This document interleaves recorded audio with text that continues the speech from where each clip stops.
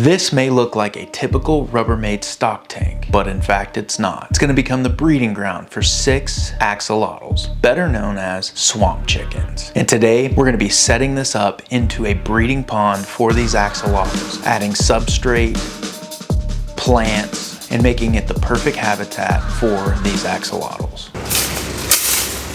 We are at Lowe's and there are a million different types of rocks that we could go with, but we are going to go with these egg rocks. These are large enough that these axolotls can't get these in their mouth. We'll get the smaller little pieces out of there so they don't get those in their mouths, get these cleaned up. And then they're also a light color, so that way we can actually see these axolotls when they are on top of these, because a lot of these axolotls are darker in color and it's hard to see. We're going to get these home, get this thing set up. We are also going to need some of these terracotta pots to create hides for these axolotls. So we're going to grab 4 of these as well. We are also going to need plants for this setup, more terrestrial style plants. So while we're here, might as well take a look and see what they have.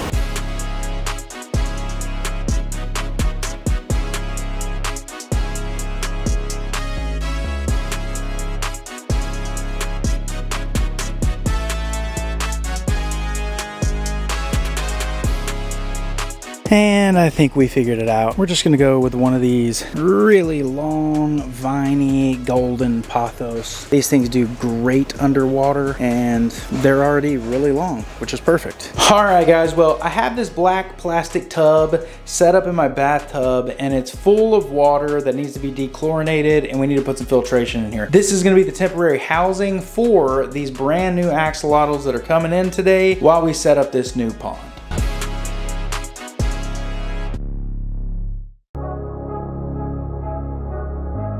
Now that we have the tub set where it's gonna go, it's time to clean substrate, and honestly, I hate cleaning substrate, so let's just time lapse this and get this out of the way. Now, while putting these rocks in here, we want to avoid getting the smaller rocks, and I'm talking about really small, like this. That's not good, so we'll take that over here and make sure we don't get any small rocks.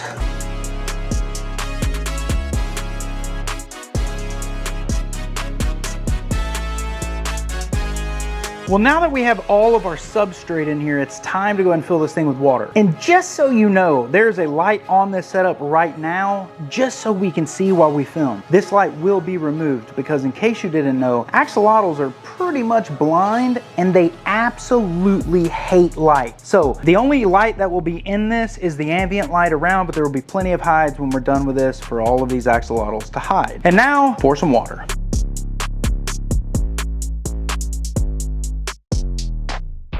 Now that this thing is full of crystal clear water, we need to go ahead and cool this water down. We're gonna do that by directing a fan over the surface of the water. We have this water chilled. It is probably in the 60s. I need to find a thermometer and actually test this, but it is definitely cool enough. These fans do great.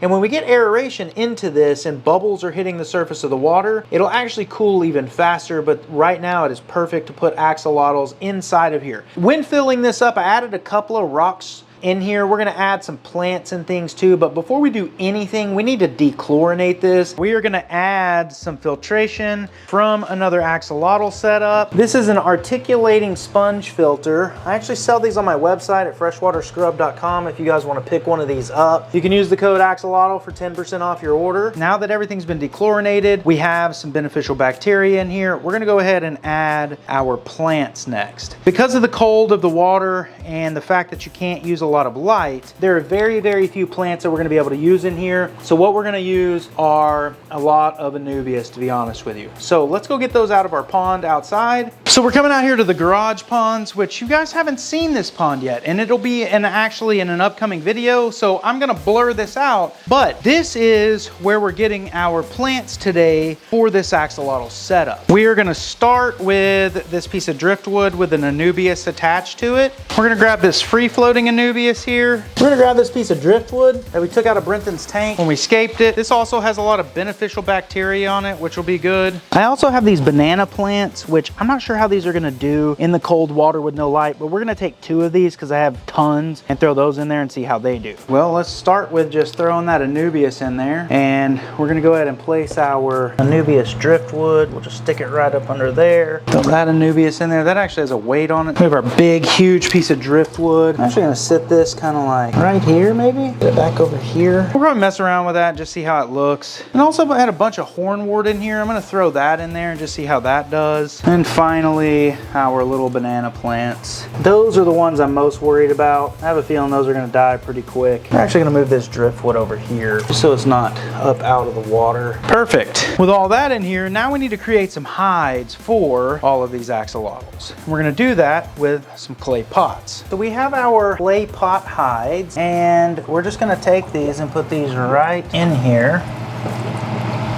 What these look like is just a regular clay pot that I've broken in half, and then I took something and sanded down the edges just so the sharp edges don't cut one of these axolotls. This thing is completely done. We have all of our stuff set up. I'm gonna go ahead and turn the fan and the pump and filter off just so we can clear this water up a bit. But we have everything set up.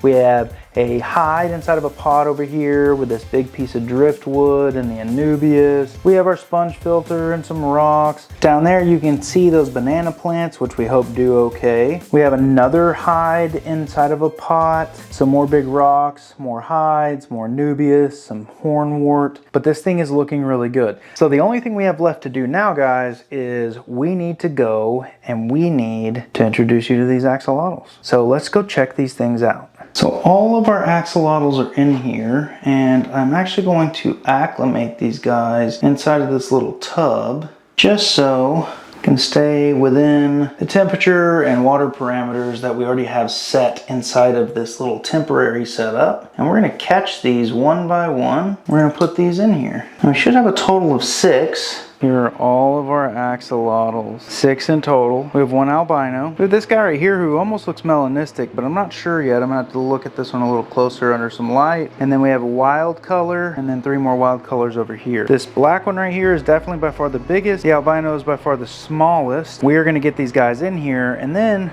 we're gonna see if we can get them to possibly eat.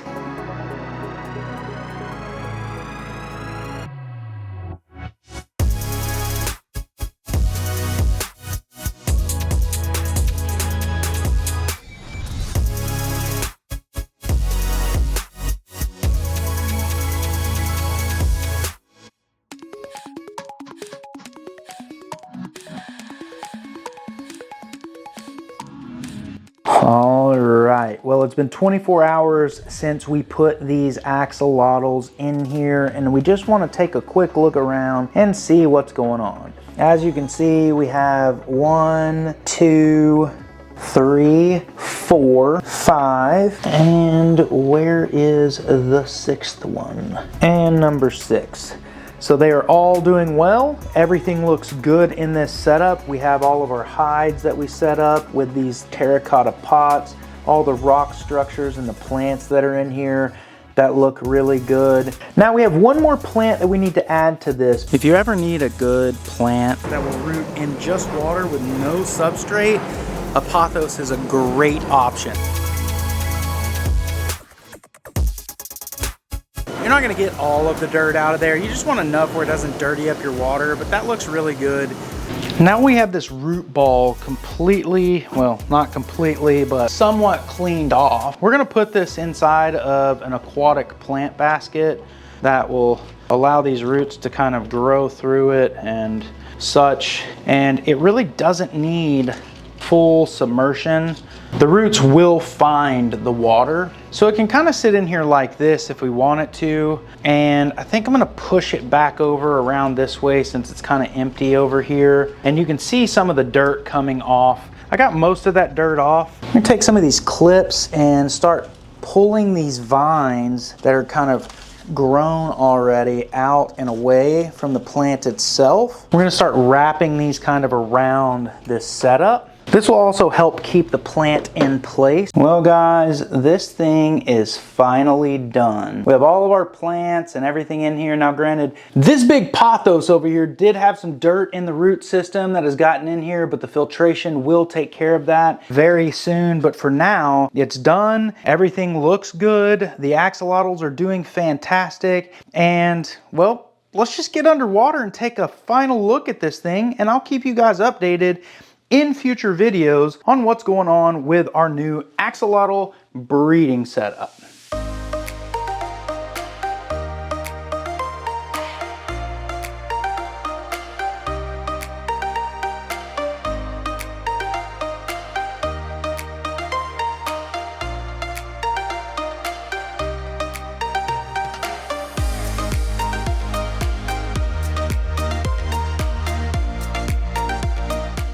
Alright guys, well I hope you went on to enjoy this video today, and don't forget to visit freshwaterscrub.com, use the code AXOLOTL for 10% off and pick you up some of these articulating sponge filters. If you haven't followed us on Facebook and Instagram, links to both are down below, and if you haven't subscribed, make sure you do that and turn on your notification bell. And with that guys, I am truly grateful for each and every one of you, and hey, we will see you next time.